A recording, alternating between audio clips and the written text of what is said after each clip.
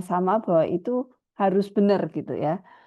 Jadi ada yang mengatakan bahwa a successful business ini membutuhkan satu hal yang sangat sederhana, yaitu passion. Kalian tahu ya passion? Passion itu ya keinginan yang menggebu-gebu gitu ya, yang menggebu-gebu, keinginan yang sangat besar, ya, antusias gitu loh. Ya. Nah, kenapa? Ya, karena kalau kita tidak antusias, kita tidak bersemangat ketika bisnis itu mengalami masalah, tentu kita akan mudah patah gitu. Tapi kalau kita bersemangat, kita harus semangat, kita akan memperjuangkan masalah besar kecil akan kita hadapi gitu ya. Kita nggak akan mudah menyerah, ya. Karena ada yang mengatakan bahwa ini saya ganti slide yang ketiga ya. Kita harus kalau mau mau passion itu salah satunya adalah kita harus we have to sleep and dream with our business. Jadi kalau bisnis itu apalagi baru start awal hanya untuk sambilan, itu nggak bisa gitu. Ya namanya bisnis itu ya benar-benar kita harus total ke sana. We have to sleep and dream with our business. Makanya kalau kita mau happy menjalankan bisnis ya kalian pasti sudah diajarkan sejak awal bahwa dalam memilih bisnis itu usahakan kita memilih bisnis yang terkait dengan apa yang kita inginkan, yang kita sukai. Maka kan eh, banyak tulisan-tulisan yang membawa kita pada istilahnya itu eh, memulai bisnis, mencari ide bisnis salah satunya adalah dengan ide kita, dengan hobi kita. Kalau hobi kadang gagal pun ya kita bisa nikmati ya. Karena kita suka gitu. Ada orang yang sukanya ikan, jualan ikan, ikan hias gitu ya. Kalau saya pasti nggak suka gitu. Kenapa? Ya, saya nggak akan menjalankan bisnis itu. Tapi kalau orang yang jualan ikan, dia akan ngomong bahwa, oh saya suka jualan ikan karena kalau toh nggak laku, saya akan bisa menikmati apa yang tidak laku itu, gitu ya. Jadi ide awalnya adalah seperti itu. Nah, jadi ya misalnya saya punya usaha bunga, ya kalau laris ya seneng, tapi ketika lagi padat kegiatan, ya nggak ada yang beli, nggak apa-apa ya istilahnya. Kan apa itu hobi. Ya, saya sleep and dream with my business. Jadi nggak akan mudah patah. Ya, makanya kalian ini untuk mata kuliah ini kan kalian masih belajar. Ya nggak apa-apa, dengan teman-teman kelompok kalian belajar, tapi nanti kalian harus punya bisnis sendiri, ya kalian harus bisa, istilahnya menjalankan bisnis itu bisnis kalian sendiri, yang daripadanya kalian bisa menggantungkan hidup, ya istilahnya kan gitu, untuk hidup kalian harus bisa mandiri, ya. Makanya start-nya carilah hobi. Kembangkan startnya dari hobi supaya kalian bisa sleep and dream with your business and then kalian tidak mudah patah ya kalian akan bersemangat kalian menjalani usaha itu merintis usaha itu dengan sukacita itu ya start awalnya bentar ya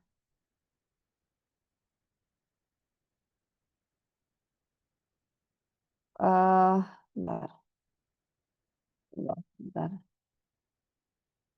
bentar, bentar.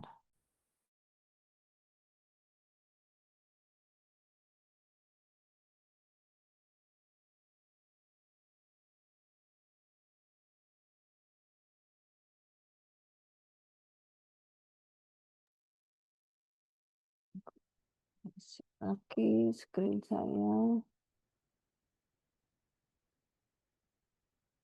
ya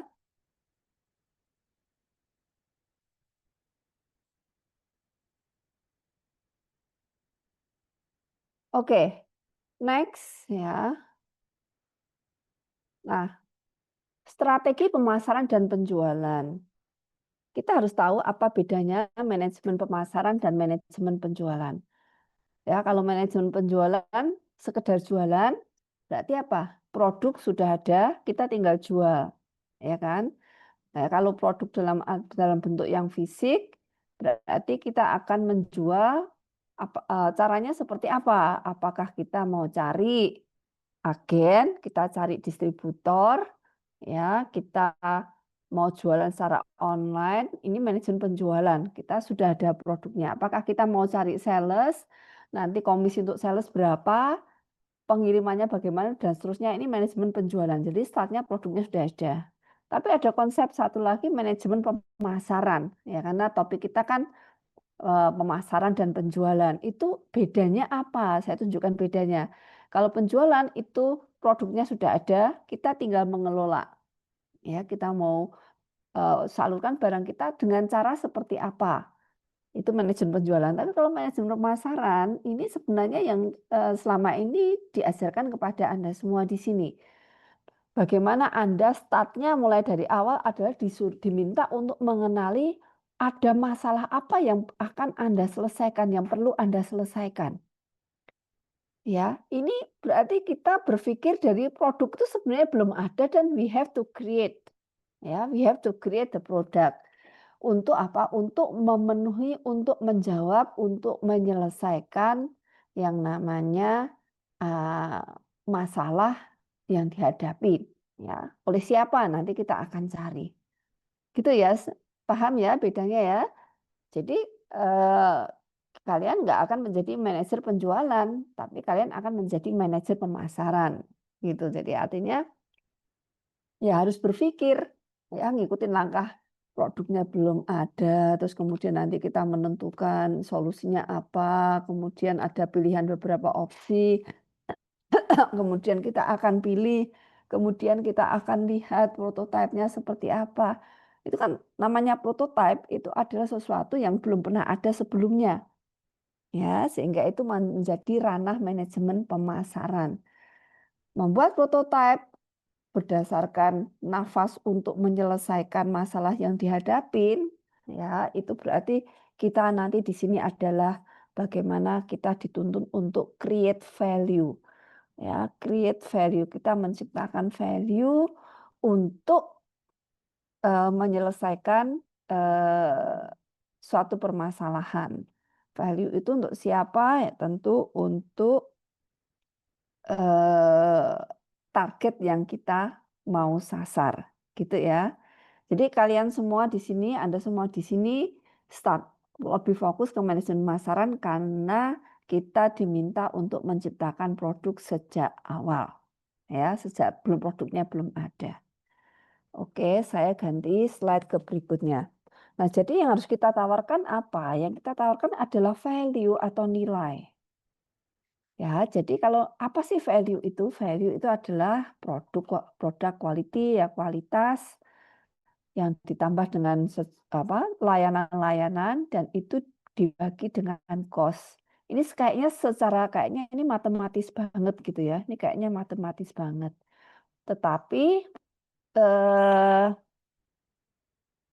dalam prakteknya sebenarnya ini terjadi secara otomatis. Ya, kalian kalau saya tanya gitu kan, kalau makan sehari-hari makannya di mana? Ya, kalian mungkin akan jawab, oh di warung dekat kos, oh di rumah, oh di kafe Rindang ya, oh di KFC gitu. Saya tanya, hah setiap hari makan di KFC? Mungkin saya akan bertanya seperti itu gitu kan. Nah, mungkin kalian akan jawab enggak, mungkin kalian akan ketawa gitu. Nah, sebenarnya ketika kita memutuskan kita mau makan di mana, itu sebenarnya di otak kita itu sudah langsung menghitung gitu. Kalau aku di KFC, produk quality-nya oke, servisnya oke, tapi cost-nya juga tinggi, gitu kan? Kalau saya makan di kafe Rindang, oke lah servisnya pas-pasan, kualitas pas-pasan, tapi cost-nya juga rendah. Nah, start dari formula yang sederhana inilah kita bisa kita apa dikawal ya untuk membuat sesuatu yang kreatif gitu. Jadi kreativitas itu larinya adalah kemana? Ke penciptaan value. Ya. Nah, kalau kita lihat formula yang sederhana ini, value itu bisa kita munculkan dari mana? Oke. Ya, berarti saya bisa utak-atik di produk quality-nya. Ya, kalau kalian membuat startup, ya startup-nya itu yang kalian harus munculkan. Ya, apa kualitas apa yang kalian mau tawarkan gitu. Kalian mau ciptakan produk. Makanya kan waktu start awal ya kalau saya yakin di kelas-kelas kalian semua meskipun kita beda dosen, kita pasti akan arahkan bahwa kalian membuatlah produk yang itu nanti tidak terbatas pada wilayah tertentu gitu. Jualan peyek, misalnya rempeyek, nggak ada masalah gitu. Tetapi yang saya tekankan berulang kali, kenapa kalian berpikir membuat peyek, ya peyek kacang, peyek teri, why gitu? Ada masalah apa? Apakah di sekitar kita di Salatiga itu ada kendala ya dengan produk peyek? Oh iya, misalnya kalian temukan, oh iya peyek-peyek di Salatiga ini misalnya setelah seminggu semua melempem, ya misalnya kayak gitu ya. Nah itu maybe, tapi kalau enggak, karena jangan hanya mikir karena saya suka, ya. Ya kalau suka ya enggak apa-apa, tetapi bagaimana kalian bisa berjuang bahwa peyek yang kalian buat ini memiliki value yang lebih tinggi dibandingkan rempeyek-rempeyek yang lain, gitu ya. Jadi kalau kalian lihat seperti ini, ya, tentu orang akan membeli sesuatu yang value-nya lebih tinggi, gitu kan? Nah, contohnya begini, nih, kalau kalian pasti tahu ya minimarket, minimarket modern ya, convenience store modern. Kita punya di sekitar kita ada Alfamart, ada Indomaret. Saya tanya, mereka kan punya standar ya, pasti ya, produknya standar kan? Ya, di mana-mana Indomaret sama, Alfamart sama, Superindo sama. Cost-nya, harganya juga sama kan? Ya, tapi kalau kita refleksi coba, kenapa ya ada Indomaret yang rame, ada Indomaret yang sepi? Kenapa ada Alfamart yang rame, ada Alfamart yang sepi? Padahal produknya sama, cost-nya sama harganya. Nah, di sini peran dari servis. Bisa jadi yang rame tadi, Mbak kasirnya senyumnya manis, ya kan? Bisa jadi yang rame tadi, Alfamart tadi misalnya, itu parkirnya gampang. Ya, jadi orang akan mencari secara otomatis ya eh, mencari tawaran-tawaran yang menurut dia value-nya itu lebih baik gitu, lebih tinggi. Ya, sehingga ketika kita melihat rumusan yang sederhana ini, ya kita beradu creativity gitu. Misalnya kita punya gerai Indomaret atau ya Alfamaret atau toko apapun yang di mana produk quality itu di luar kendali kita, cost juga udah ditentukan, kita bisa bermain-main dengan servis gitu. Ya, kita mungkin bisa bandingkan pesaing kita. Wah, pesaing kita itu orang belanja sedikit, orang belanja banyak, orang belanja sedikit, orang belanja banyak, ya udah suruh angkat sendiri. Tapi kalau tempat kami misalnya, wah ini apa kalau orang kelihatan belanjaannya banyak, oh ditawarin, kita bawakan ya parkir di mana gitu. Itu ya contoh kecil. Nah, nanti di akhir slide ini saya akan tunjukkan contoh yang mungkin kita ada di sekitar kita, tapi kadang kita nggak sadar. Ya, jadi fokus creativity itu adalah untuk meningkatkan value. Ya, creativity meningkatkan value dengan memberikan tambahan yang di atas ya produk quality ataupun service. Sebenarnya juga namanya creativity itu bisa menekan cost juga ya. Tapi kalau creativity itu menambah sejumlah cost, ya kita harus hitung apakah tambahan biaya cost itu ya biaya itu lebih kecil, lebih besar atau sama dengan nilai yang orang melihat itu ada benefitnya. Ya, jadi kalau tambahan cost itu tidak sebanding dengan tambahan servis, ya mungkin orang nggak akan tertarik bahkan bisa jadi meninggalkan toko kita misalnya, ya, produk kita. Gitu ya. Jadi creativity start dari ini. Oke, nah kalau kalian lihat di modulnya Pak Wadwani, ya yayasan ini Wadwani Orik, ya itu kalian akan lihat bahwa di awal di M berapa M8 ya, kalian sudah diminta untuk namanya membuat segmen. Siapa segmen itu? Ibaratnya begini ya, ibaratnya segmen itu begini. Kalian berada di satu komunitas, isinya 100 orang. Ya, kemudian kalian mulai berpikir, wah aku ini sudah saatnya cari pacar.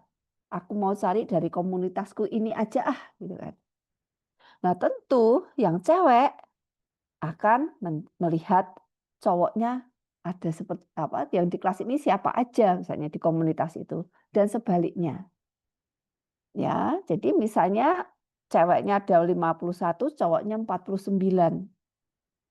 Nah, cowok dia akan mengabaikan 49 orang ini. Dia akan fokus ngurusin yang 51. Dia akan pantau 51. Itu yang jadi targetnya dia dan sebaliknya. Paham ya? Nah, kenapa ya dari modul itu kalian diminta untuk menentukan siapa segmennya? Kok nggak semua aja? Ya, saya membuat produk untuk semua kok. Ya, not segmented misalnya, enggak ini enggak untuk kelompok-kelompok tertentu. Kenapa? Jawabannya sederhana, karena kita memiliki sumber daya yang terbatas. Kalau nggak terbatas, wah kita bikin startup A, B, C, D, E, kita jualan produk A, B, C, semua kita jualkan apa? Karena kita tidak memiliki keterbatasan sumber daya. Tapi selama kita memiliki keterbatasan sumber daya, kita harus memilih. Kita harus melakukan segmentasi. Ya, tadi misalnya cowok, oh berarti Bu, cewek di komunitas saya yang saya bisa target itu 51. Hanya kemudian kita bisa mengukur kemampuan kita. Duh Bu, gimana caranya melakukan PDKT kepada 51 orang ini, sementara dalam 1 minggu waktunya hanya 7 kali 24 jam. Kalau gitu saya segmenkan lagi. Saya bikin segmentasi lagi. Oke Bu, saya kepengen saya pisah cewek yang rambut panjang dan rambut pendek gitu aja misalnya. Oh yang rambut panjang ada 10, yang rambut pendek berarti ada berapa tadi? 41 ya. Nah Bu, karena saya suka rambut panjang, saya akan fokus PDKT ke 10 orang. Paham ya? Kenapa? Karena kita memiliki sumber daya yang terbatas. Ini namanya segmen tuh gitu. Berarti saya akan memilih ya kelompok yang lebih kecil, yang lebih homogen. Itu namanya segmen. Nah, kenapa kita perlu melakukan itu? Karena tadi kita memiliki sumber daya yang terbatas. Dan kalau kita bisa memiliki segmen yang jelas, yang jelas itu tadi ya, kita eh, bisa melayani pasar kita ini dengan lebih baik. Ya, lebih baik. Jadi kalau kita fokus gitu ya, oh cewek rambut panjang, ya. Nah kriteria-kriteria itu tentu saja tergantung kita sebagai marketer mau memilah-milah pasar itu berdasarkan apa, ya. Oke kalau cewek rambut panjang ada 10, aduh Bu kayaknya berat Bu, saya masih ngurusin 10 orang saya ajak pendekatan satu-satu kayaknya nanti saya dikira malah TP Bu. Apa tuh TP? Tebar pesona. Terus gimana? Mau di ini lagi, mau di segmen lagi? Iya Bu, saya segmen lagi aja Bu. Cewek rambut panjang yang suka berpetualang dan yang tidak suka berpetualang. Nah, gitu ya. Bu, yang suka berpetualang 3 orang, yang tidak berarti 7 orang. Nah, ya ketika kita bisa pasar kita lebih fokus lagi, kita akan bisa lebih memahami dengan baik target pasar saya. Kalau 3 orang ya jadi 3 orang cewek berambut panjang yang suka adventuring, gitu kan? Saya akan bisa melakukan PDKT dengan baik karena saya bisa fokus. Saya ngerti kesukaan mereka apa, selera mereka apa, dan saya nggak terlalu kewalahan. Paham ya? Jadi nafas. dari segmentasi itu di situ. Ya, segmen apa nafas dari segmentasi itu di situ. Ya. Nah, kalau kita komparasikan ya target pasar itu apa sih sebenarnya? Target pasar itu sering di apa diperbandingkan. Sebenarnya nggak diperbandingkan sih, tapi ini perlu dijelaskan. Apa beda target market dengan target audience? Ya, kalau target market ya segmen yang kalian sasar itu M81 kalau nggak salah ya. Sebentar ya.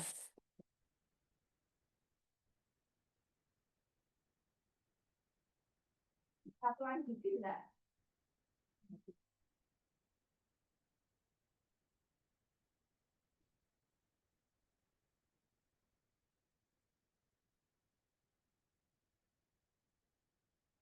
Oke, ya. Jadi eh, startup yang kalian buat, produk-produk yang kalian buat, itu kalian harus fokuskan, kalian harus jelas target pasarnya siapa, ya. Siapa target pasar kalian? Kalau kalian sampai sekarang masih bingung nggak tahu Bu target pasar saya siapa, segmen yang saya pilih untuk saya sasar siapa, aduh ya itu berarti kalian harus duduk dulu, mundur lagi ke belakang. Ya, kalau kalian sudah pada titik sekarang ini, berarti produknya kan kita bisa asumsikan itu sudah ready ya, produknya sudah ready. Nah, sekarang kalian harus berpikir produk yang saya buat ini, ya, pasnya, targetnya itu untuk siapa? Kalau kalian nggak akan ubah-ubah kan? Berarti sekarang yang jadi constraint adalah produk atau startup yang kalian buat. Tapi kalian tetap harus memutuskan siapa yang menjadi target pasarnya. Kenapa? Kalau kita tidak tahu target pasarnya, kita mau mengomunikasikan kepada mereka itu caranya bagaimana pasti kalian akan bingung. Sebagus-bagusnya startup kalian ya kalau tidak terkomunikasikan dengan baik juga akan sia-sia.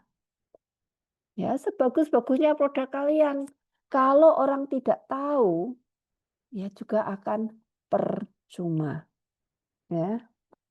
Oke. Nah, kalau sampai di sini kalian udah jelas saya akan lanjut.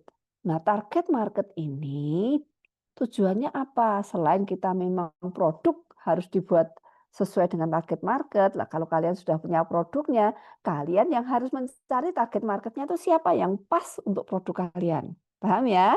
Jadi di sini constraint-nya adalah produk ya. Produk sudah kalian buat.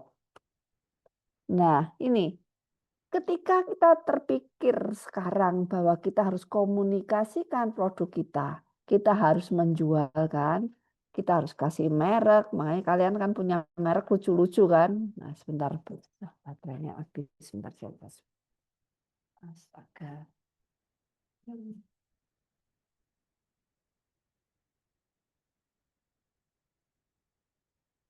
Jadi ketika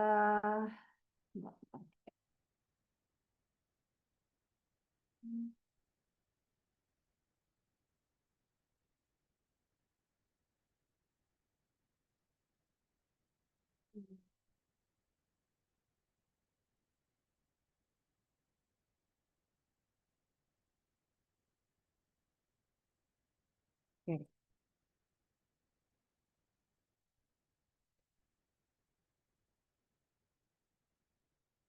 Jadi ketika kita sudah tahu siapa yang akan kita sasar, sekarang kita cari cara.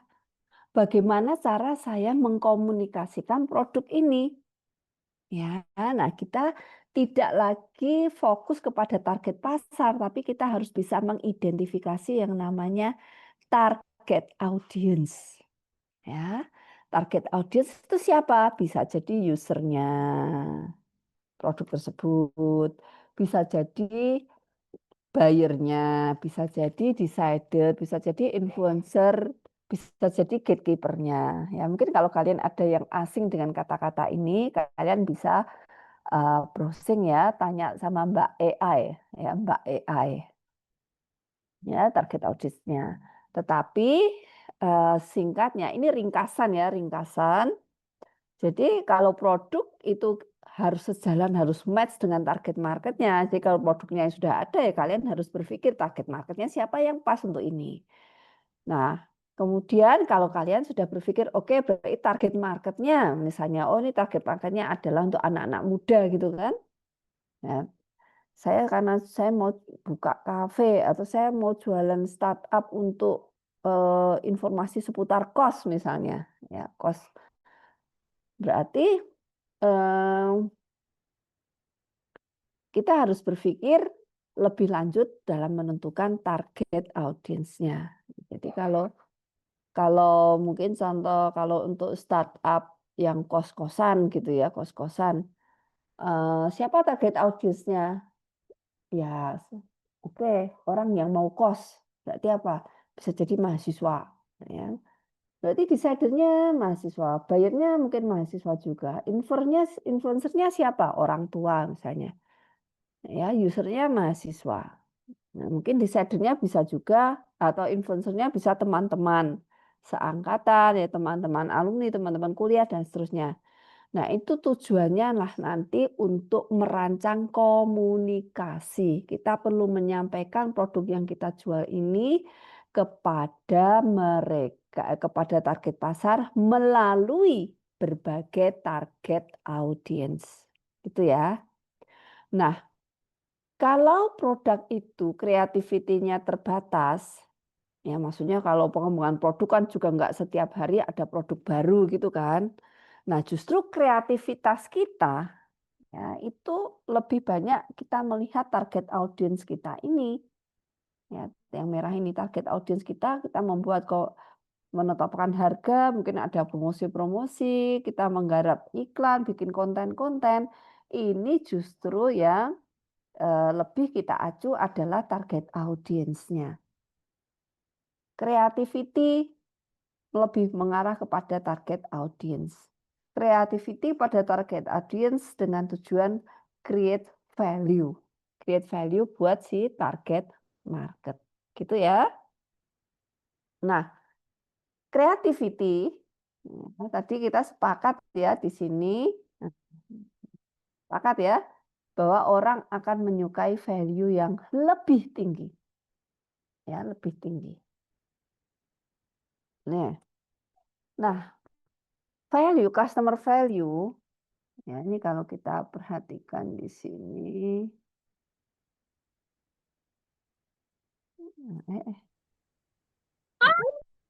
Maksudnya, Eli.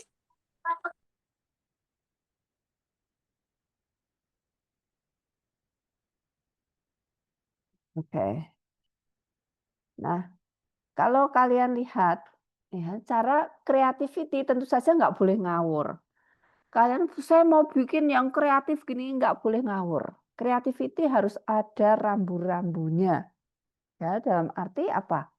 Kalian yang pertama rambu-rambu yang paling mendasar tadi adalah kalian harus ciptakan value untuk target yang tepat. Ya, target yang tepat. Oke. Prinsipnya ya bahwa yang namanya customer value itu dia dibangun dari dua. Tadi yang di atas namanya total customer value. Tadi ya produk, service, personal image. Ya. Terus yang di bawah namanya total customer cost. Tentu saja total customer value itu harus positif, total customer cost itu yang negatif. Maksudnya semakin rendah semakin baik. Kalau yang total customer value semakin positif, semakin baik. Ya, jadi kalau lihat gambar di atas ini, perceived benefit itu ya lebih tinggi dibandingkan atau cost-nya yang harus turun gitu. Ya, nah sekarang kita lihat satu persatu. Total customer value untuk kok nggak bisa jalan. Oke. total customer value kita bisa otak-atik kan, kita bisa menambahkan sesuatu pada produk, service, personal atau image, ya. Caranya bagaimana? Nah, kita bisa pinjam teori dari ini siapa yang nulis saya nggak tahu nih. Bain and Company, ya. Ini dari negara mana tuh ini? Oh, nggak tahu. Nah, caranya gimana? Ya, ini ada namanya the element of value pyramid, ya. Jadi es kok geser.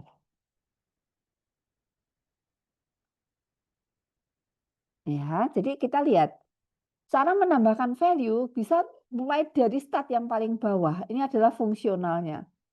Ya, kita bisa memberikan tambahan value karena orang bisa hemat waktu, lebih sederhana, bisa mendapatkan uang, ya, atau mengurangi risiko. Anda bisa baca sendiri masing-masing di sini. Ya, saya nggak akan jelaskan satu persatu. Tapi ketika kalian mau memberikan value lebih, kalian ini yang paling dasar ya, mendasar ini paling sederhana yaitu kita berikan tambahan, kita berikan sesuatu berdasarkan fungsinya. Ya, fungsional. Ini ada variety, artinya apa? Orang itu lebih suka ya kalau ada banyak pilihan, value-nya itu lebih tinggi. Ya, fungsional. Yang berikutnya lagi adalah emosional. Nah, ini levelnya lebih tinggi lagi. Ya, orang bisa diberi value yang lebih karena merasa apa? Dia tidak cemas ketika mengkonsumsi produk kita. Ya, sedikit ya, saya pernah cerita saya memiliki beberapa klien-klien dalam mereka bertanya tentang bisnis gitu ya. Ketika mereka tidak tahu, mereka ketika sudah berhadapan dengan saya, mereka sibuk dengan rekaman. Wah, ngerekam ini catatannya dibuat, catatan yang panjang mau ditanyakan apa. Ya, karena biasanya apa? Biasanya orang kalau berkonsultasi itu hitungnya pakai waktu, pakai jam. Jadi per jam berapa gitu. Ya, nah ketika saya ngomong nggak usah khawatir, saya nggak hitung jam, terserah mau nanya. Kalau sudah selesai juga nanti mau WA nanya lagi boleh gitu. Nah dari situ mereka langsung kelihatan lega sekali, kecemasannya hilang gitu. Ya karena mereka nggak harus bertanya saat itu ya kadang-kadang kalau ada hal yang mereka nggak jelas di kemudian hari mereka masih bisa bertanya. Nah ini bisa memberikan value. Jadi kalian kalau bisa ya memberikan sesuatu yang bisa mengurangi kecemasan mereka itu. Ini create value pada aras emosional. Ya. Nah, ada yang lebih tinggi lagi, life changing. Wah, ya life changing apa? Kalian mungkin bisa create produk yang bisa membuat orang itu terfasilitasi self actualization-nya misalnya. Ya, mereka benar-benar merasa apa? Istilahnya eh, ya hidup mereka itu berubah gitu ya, berubah. Bisa provide hope, ya kalian bisa sampaikan, ya misalnya orang itu apa kesulitan lututnya sakit gitu kan, lututnya sakit nggak bisa jalan, loh. Kalian bisa provide hope misalnya life changing, ada alat yang bisa membantu mereka berjalan misalnya.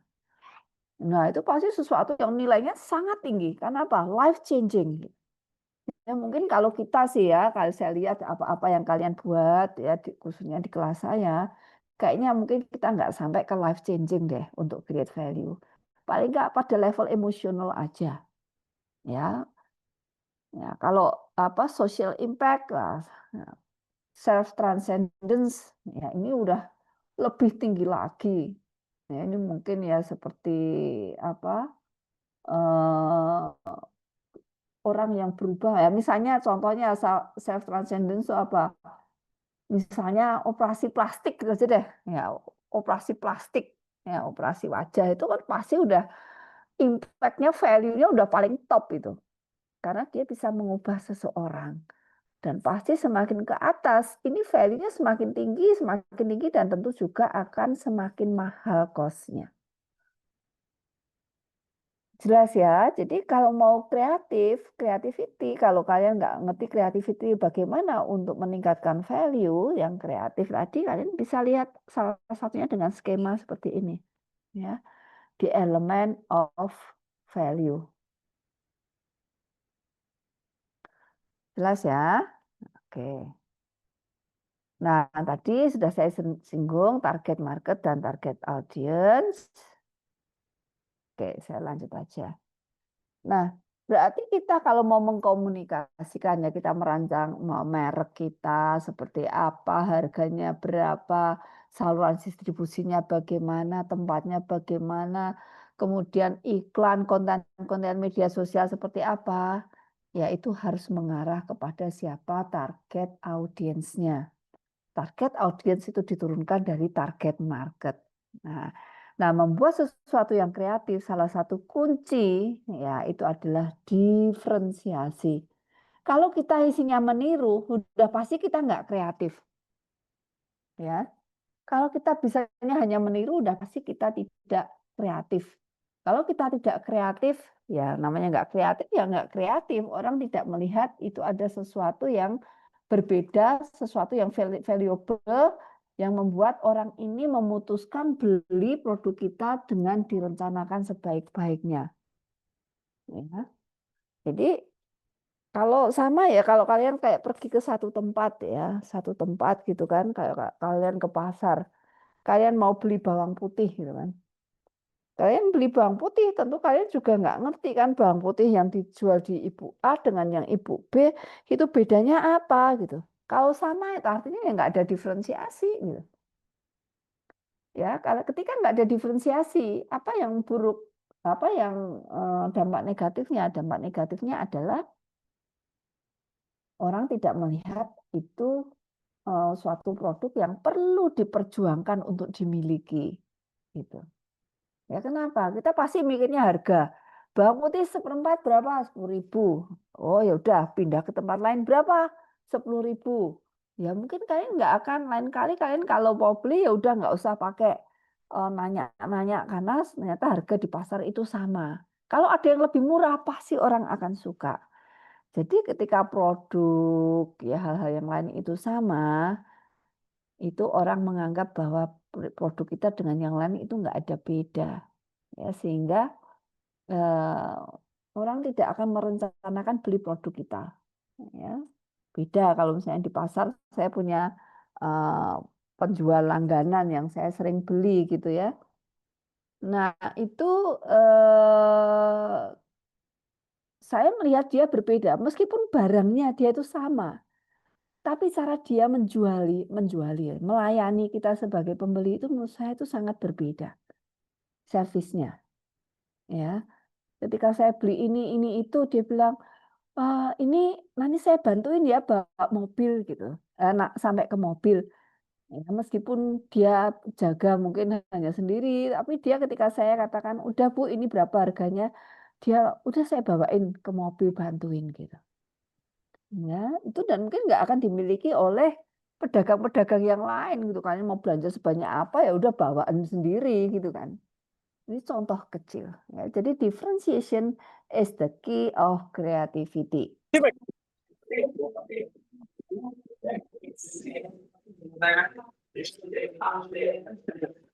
Oke, Farel,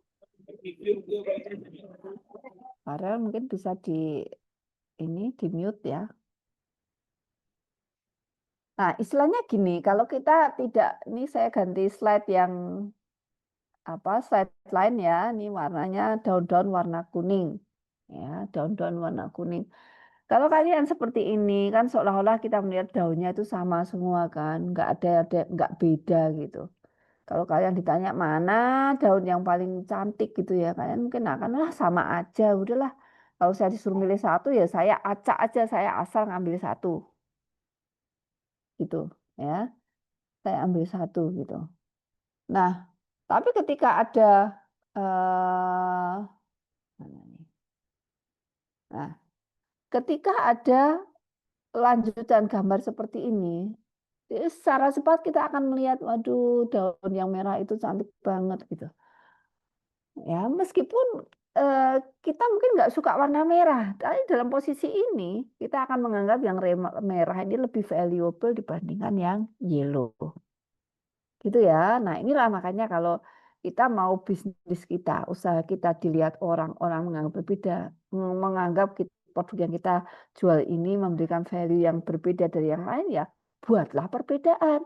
Jangan sama. Ya. Nah, ini ya, jadi kalau kita mau membuat diferensiasi perbedaan itu bisa banyak cara. Kita dari produknya, dari price-nya, dari promosinya, dari place-nya, dari distribusinya ya bisa. Jadi kalau produk ya variasi produk kita, jadi startup kita bagaimana, kualitasnya bagaimana, desainnya bagaimana, dan seterusnya. Ya usahakan semua mengerucut pada kita harus membuat yang berbeda dari pesaing yang lain, tetapi tetap harus pada yang namanya target market dan target audience. Ya, jadi nanti kalian kalau ketika diminta untuk membuat strategi pemasaran, ya kalian langsung to the point aja. Apa sih namanya strategi pemasaran? Oke, target pasar saya ini, target audiens saya ini, diferensiasi saya, ya produk value propositionnya ada seperti ini. Nah, itu dikonkretkan dengan kalian membuat breakdown seperti ini. Strategi pemasaran apa? Produk. Kok produk kualitas saya seperti apa, desain dan seterusnya. Harga berapa? Kemudian saya mau bikin komunikasi pemasaran saya seperti apa? Saya bikin iklan, pasang iklan dan seterusnya. Ya, saya saluran distribusi misalnya, place-nya seperti apa? Ya.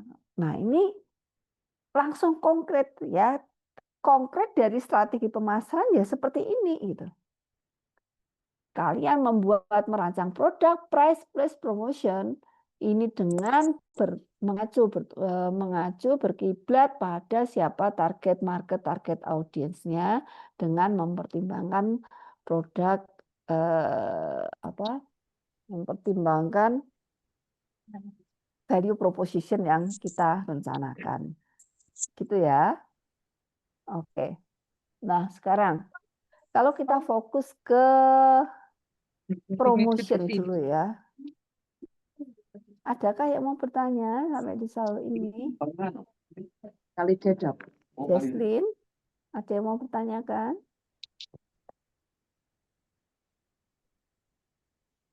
Oke, saya lanjutin ya. Oke. Nah,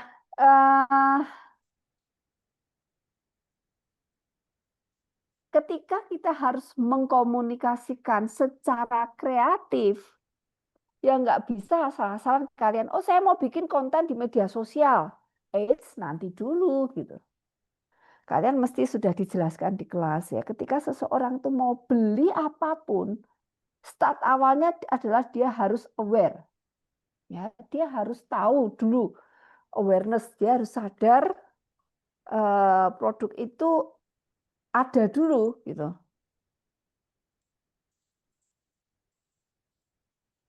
Kalau orang tidak tahu keberadaan produk kita lah mau beli dari mana. Makanya kalau orang di pasar kalian lihat ya, mereka kan barang dagangannya kan apa? Digelar kan. Supaya apa? Supaya orang tahu. Kalau nggak digelar hanya dimasukin di karung.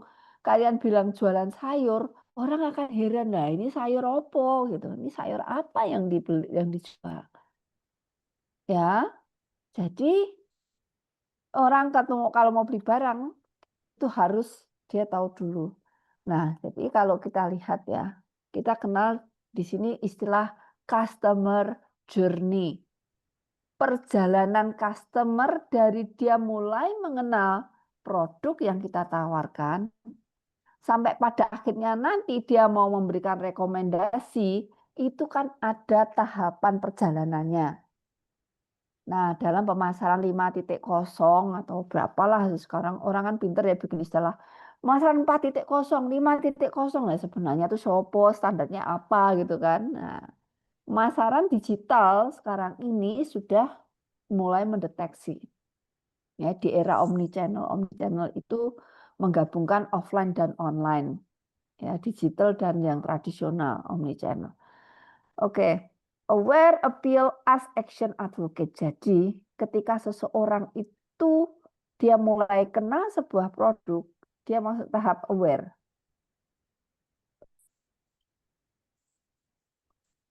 Ya, ketika sudah aware, orang akan tumbuh rasa suka, appeal, tertarik. Gitu ya. Terus apalagi ketika orang tertarik, dia akan mulai asking, bertanya. Nah, pertanyaan ini beda kalau dulu dan sekarang. Kalau dulu kan arus informasi itu masih vertikal. Saya lihat apa, saya cari website perusahaan tersebut kan, vertikal. Saya bertanya ke vertikal. Tapi kalau sekarang ini sudah horizontal gitu. Ya, misalnya nih adik saya punya speaker wireless. Ya, speaker wireless. Speaker wireless ini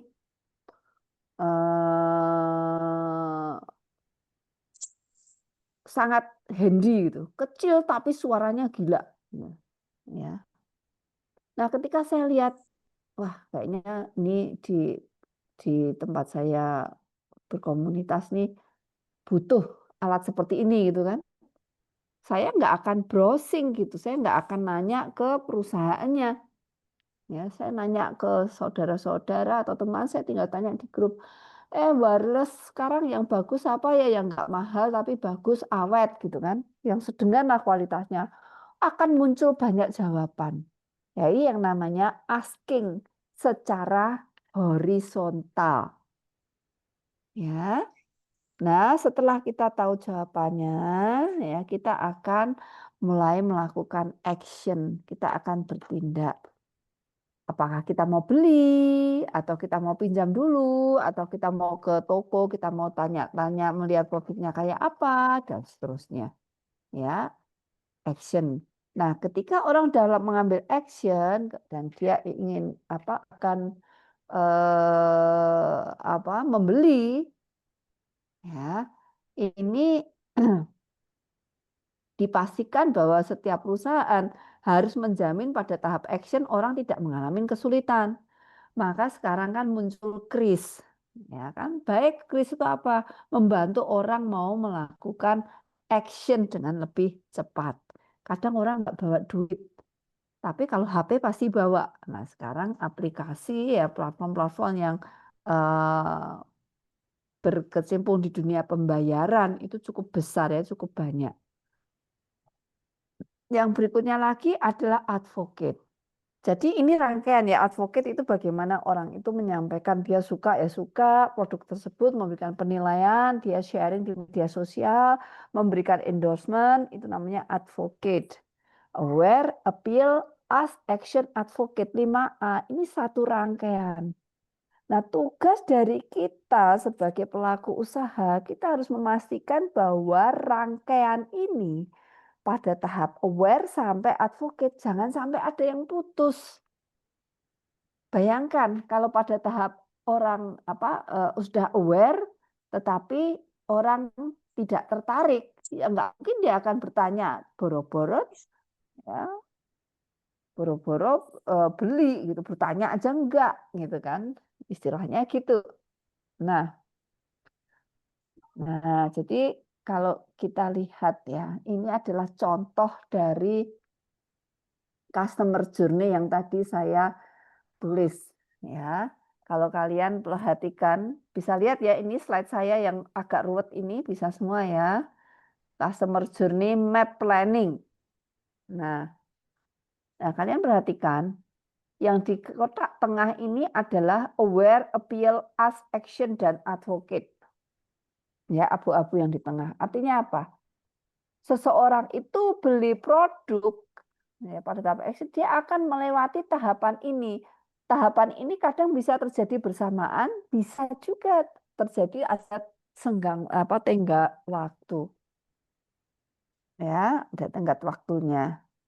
Nah, jadi yang perlu dipastikan setiap dari pelaku usaha kita harus sisir satu persatu, kita harus potong. Pada tahap aware, untuk create awareness, apa yang harus kita buat? Nah, ini apa nih? Oh ya, ini contoh ya, kita bisa pasang iklan, kita bisa melakukan public relation, PR, ya. Bisa juga pakai radio atau print outdoor. Ya, ini jadi saya udah gambar, ya ini saya gambar ini langsung aja saya buat sedemikian rupa supaya mudah dipahami. Jadi untuk tahap awareness ini kan orange ya, awareness ya. Ini bisa touch point-nya bisa jadi sosial media, brosur, exhibition dan personal selling. Nah, touch point itu adalah titik sentuh kita, perusahaan kita, komunikasi yang kita bangun itu terhadap siapa? Komunikasi terhadap ya,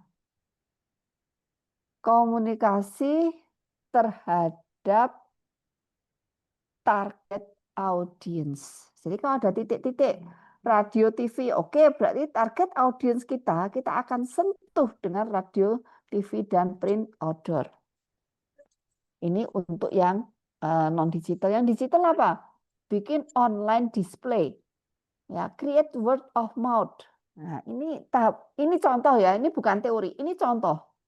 Nanti kalau kalian mau merancang misalnya produknya ting-ting gepuk lah atau geplak apa ya, geplak waluh misalnya, kalian juga perlu jutaan per hari, tapi penjualannya dan berikutnya ada pertanyaan. Siapa nih yang mau bertanya? Nggak ada ya. Mana tadi? Hilang share saya stream. Oke. Oke. Kembali ke ini ya. File apa di screen ini target market, target audience bisa melihat semua ya. Oke. Nah, jadi ini saya udah buat ini contoh ya. Ini contoh bukan teori asli tetapi prinsipnya adalah untuk customer journey ini kita perlu memastikan ya ada kesinambungan informasi ya, ada kesinambungan touch point. Jadi setiap tahapan ini harus ada touch point, titik sentuh antara perusahaan dengan target audience, bukan target market. Jelas ya. Jadi ketika orang sudah aware, untuk create awareness, ya oke, kita bisa pakai event lah, public relation, iklan di televisi outdoor. Ya, oke, kita nggak usah mikirin word of mouth, kita langsung online display aja. Mungkin kita pakai apa ya, Instagram atau apa. Ya. Nah, masuk tahap berikutnya lagi ketika orang sudah aware, dia akan dibawa dituntun ke arah supaya orang itu tertarik. Nah, ini titik yang kuning. Kalau orang tertarik apa misalnya? Oh, service scape kalau kita punya restoran ya. Store environment kalau kita punya toko. Atau kita mungkin namanya service quality. Nah, ini tergantung produk kita apa. Titik-titik sentuh ini tergantung kita yang menentukan. Oke, pada tahap appeal, saya mau pakai media sosial misalnya. Atau saya mau pakai ini bla bla, itu terserah kita. Ya. Jadi pada tahap appeal and ask ya itu contohnya ya seperti adanya apa, produk assortment, hal-hal kalian tahu ya produk assortment itu apa? Jenis produk yang dijual, produk assortment macamnya seperti apa? Persediaan, display, price tag itu termasuk dalam tahap service scape, store environment, dan service quality. Ya. Nah, ketika orang sudah mulai bertanya-tanya, dia akan melakukan action. Oke dah, kalau gitu saya akan mau beli. Gitu. Nah, touch point-nya apa di sini? Ya, touch point-nya di sini adalah store brand. Jadi orang beli langsung mereka datang ke toko. Ya, bisa melalui website. Gitu bisa. Ya. Nah, selanjutnya yang biru, ini apa nih? Heeh. Ah, ini apa? Rangkaiannya masih ikut yang action gitu ya. Chat gitu ya, ngechat ya, bagaimana komunikasi. Nah, ketika orang sudah melakukan eksekusi, ya, dia akan ada touch point yang lain lagi. Ya, mungkin kita akan sesekali kirim newsletter, ya. Kita akan bikin namanya loyalty program gitu. Ya, jadi touch point ini kita yang tentukan. Dengan tujuan apa? Tujuan bahwa setiap target audiens itu harus tersentuh minimal 1 kali. Gitu ya. Nah, jadi marketing ini sedemikian dinamis. Ini yang harus kita bisa pahami. Ya, jangan kalau kita melakukan sesuatu, kita nggak punya konsep. Banyak pelaku-pelaku yang jago. Tapi ketika situasi berubah, kondisi berubah, industrinya ganti, bisa jadi dia nggak ngerti gitu. How to, harus trial lagi. Tapi kalau kita tahu teori, setidaknya teori itu adalah praktek yang sudah disimpulkan ya. Itu akan membantu kita. Oh ya, mengurangi kesalahan-kesalahan yang tidak perlu. Ya. Jadi kalau touch point untuk yang awareness apa? Awareness, kita bisa bikin social media, brochure, exhibition, personal selling, contohnya.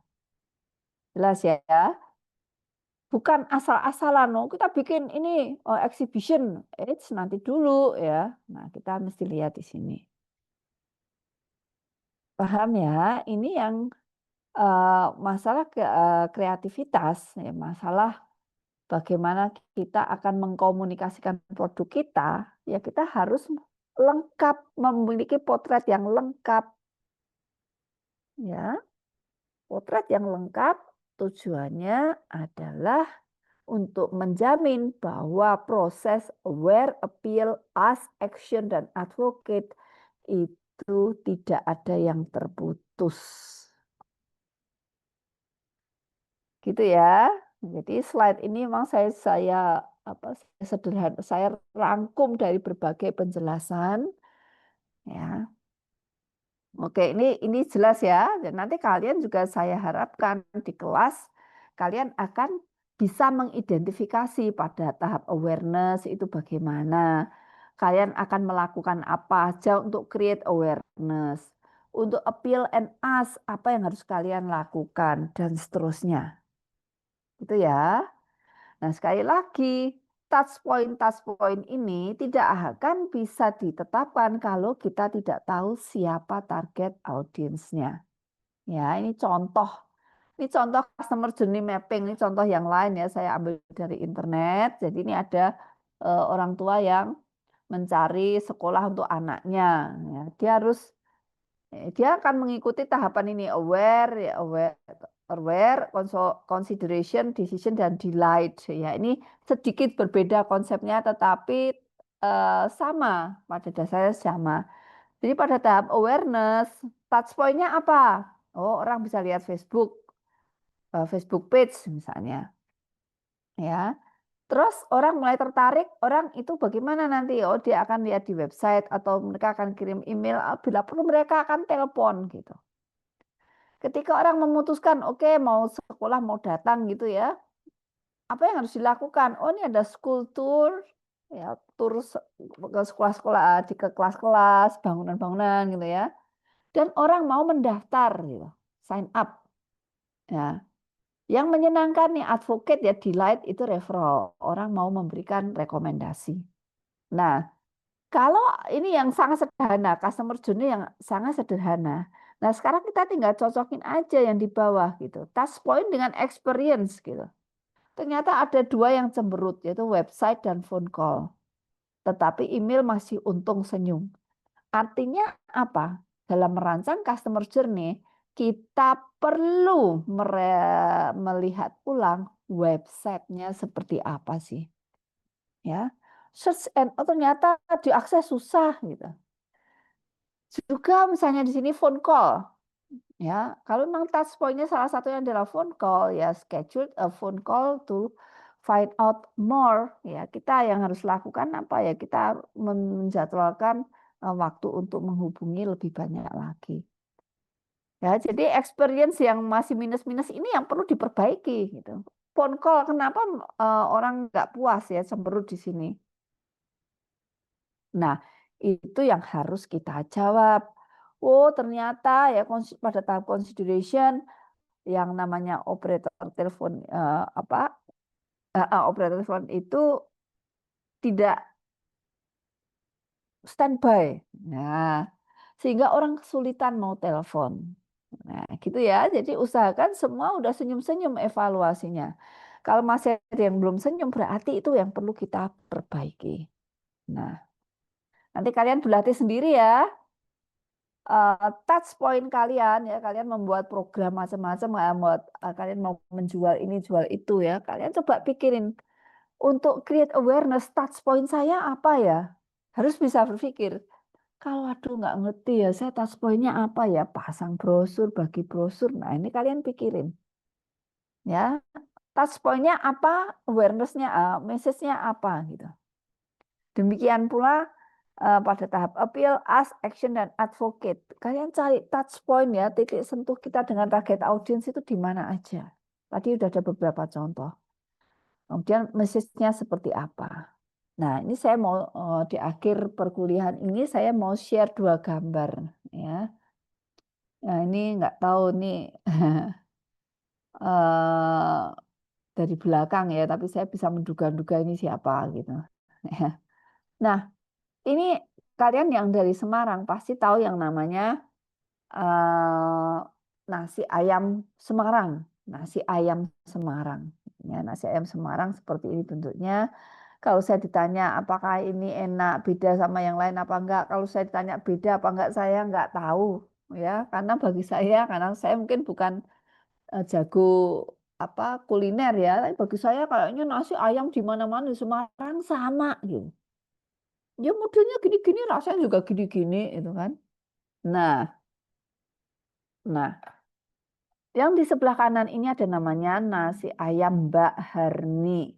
Ya, nasi ayam Mbak Harni ini unik, cukup unik. Sini Mbak Harninya. Uniknya gimana? Suatu saat ketika saya dan keluarga ke Semarang, ke keluarga mertua gitu ya, tiba-tiba ponakan saya ngomong, ayo makan yuk nasi ayam. Oke, makan nasi ayam.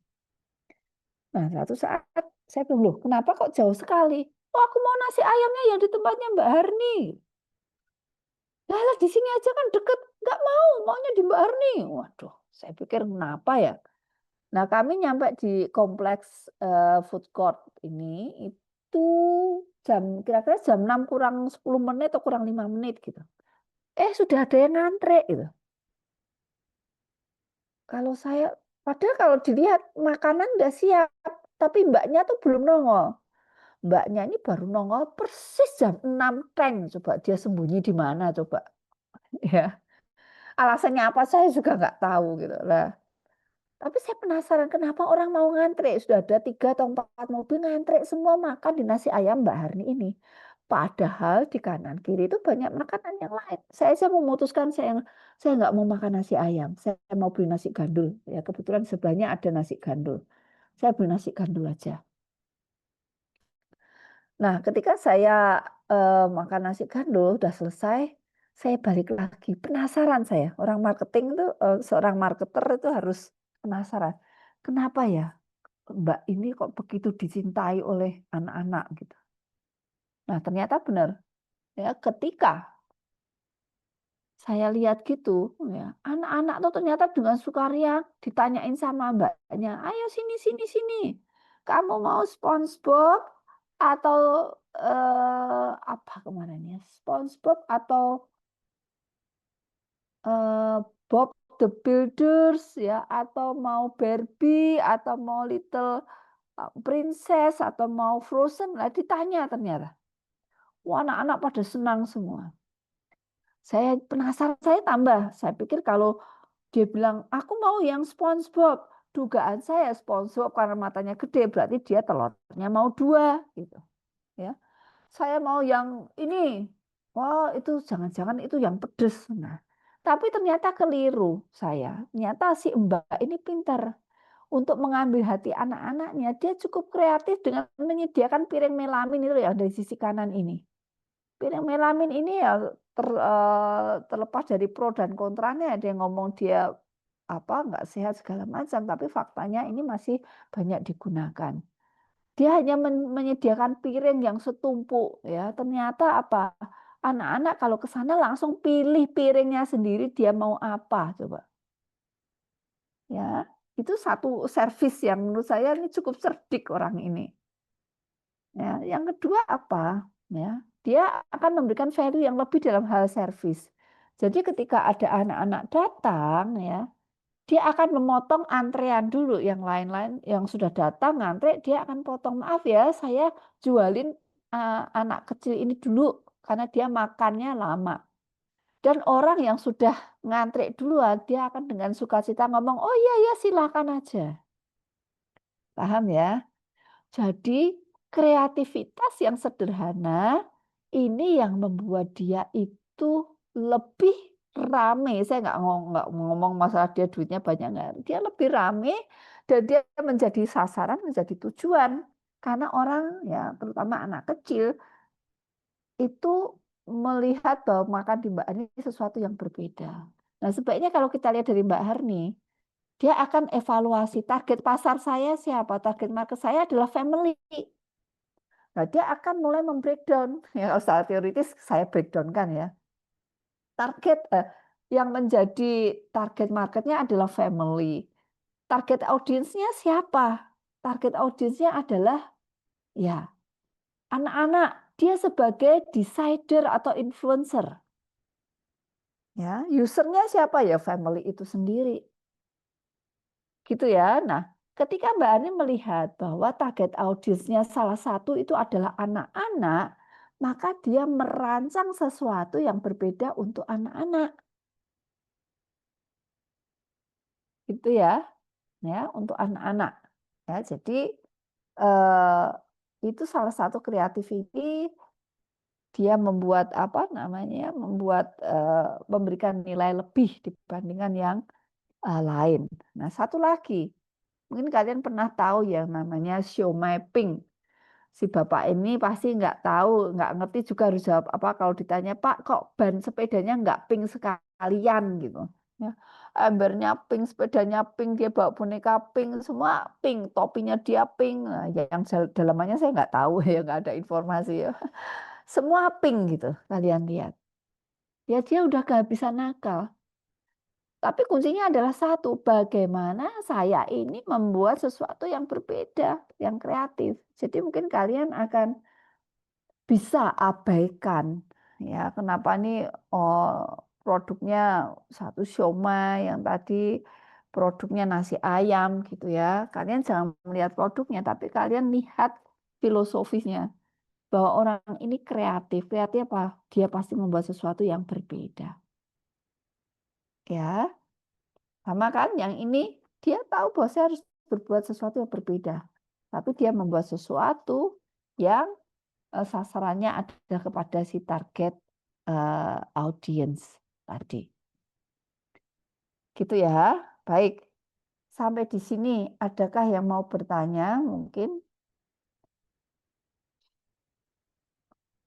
Adakah yang mau bertanya? Satu penanya saya kasih hadiah makan malam gratis di tempat masing-masing. Oke. Nah, baik, kalian bisa on kamera lagi sebentar. Ini kalau saya misalnya ada fasilitas yang bertanya dapat voucher gitu, ya, mungkin beda. Oke, Marcel, terima kasih. Saya, ada buku malah di sini rupanya. Ada Yudika, ada Rika. Oke, nah, ini cukup banyak ya, 323, tadi 332 saya lihat tadi. Oke, baik. Foto lagi ya, saya bandingkan nanti before and after. Before and after. Cheese. Nah. Baik, mungkin sebelum saya pamit, saya tentu akan serahkan ke Bu Komala ya sebagai koordinator yang luar biasa dari kelas ini. Nah, ini kalian kenapa nih Jessica sama kok Charles kok wajahnya cewek? Baik ya, sudah ya. Jadi saya kembalikan ke Bu Komala untuk kalau ada hal-hal yang mau disampaikan, monggo Bu, saya kembalikan kelas ke Bu Komala.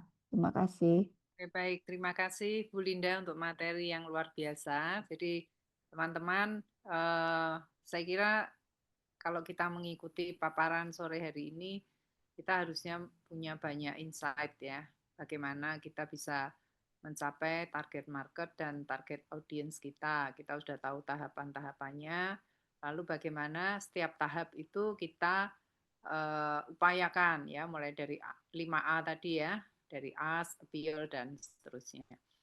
Oke, saya kira cukup dari saya seperti itu, Bu Linda. Kita beri aplaus yang meriah untuk Bu Linda. Dan kita akan kembali ke kelas masing-masing sepanjang minggu ini. Gitu ya. Oke, selamat malam dan Selamat malam. kita akhiri pertemuan kita. Terima kasih, Bu. Ya, Terima kasih, Bu. terima Selamat malam. kasih. Terima kasih, Bu. Ya, terima Terima kasih. kasih, Bu. Terima kasih.